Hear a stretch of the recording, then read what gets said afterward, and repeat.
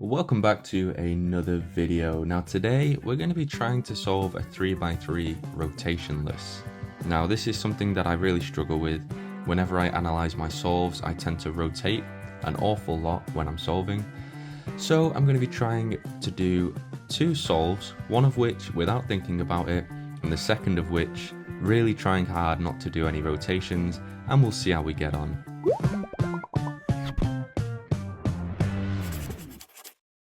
So I have my two cubes here with exactly the same scramble.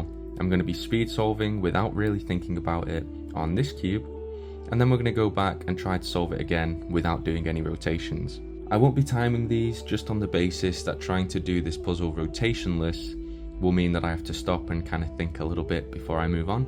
So let's give it a go. Here's solve number one.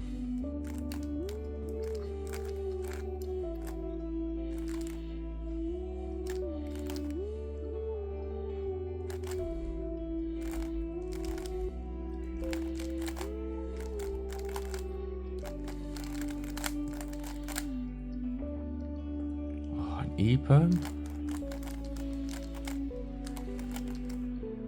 There we go, solved. Now there were quite a few rotations in there, and even as I was solving I realized so many of those were unnecessary rotations. I really didn't need to do them, but I was solving through a camera, so I guess it wasn't too bad. So now let's try and solve rotationless and see how we get on. So the cross was actually really nice. We have two good edges here and two bad edges here, but we can leverage the bad edges with the good edges. So I'm going to start solving with orange on the front, yellow on top. So this is how the cube has to stay for the whole solve. So I'm going to start moving the white green edge down. I'm going to solve white and orange, and then I'm going to finish the white and green edge. Then this white and red is going to go next to it. And then we're going to do a B2 at the back for the blue, and then we're going to restore the cross on the bottom. So the cross is now solved. So first things first, on the speed solve I did this pair first. I don't think that's completely efficient.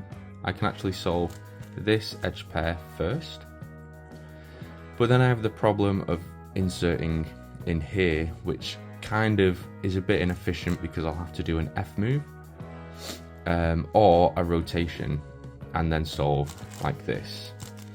But what I'm actually going to do is a small D move and then insert like that.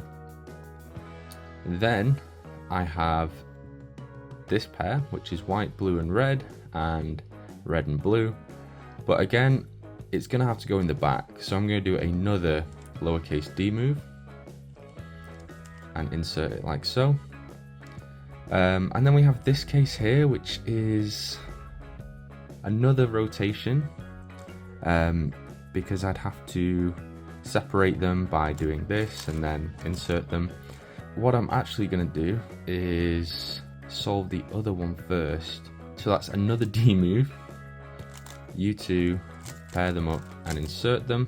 So now we can solve, well, we can pair up the last set of edges and we can put them in without another D move.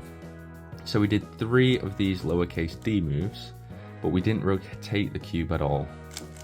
So now we can go on to OLL, and thankfully OLL and PLL don't use any rotations because you can just turn the top layer.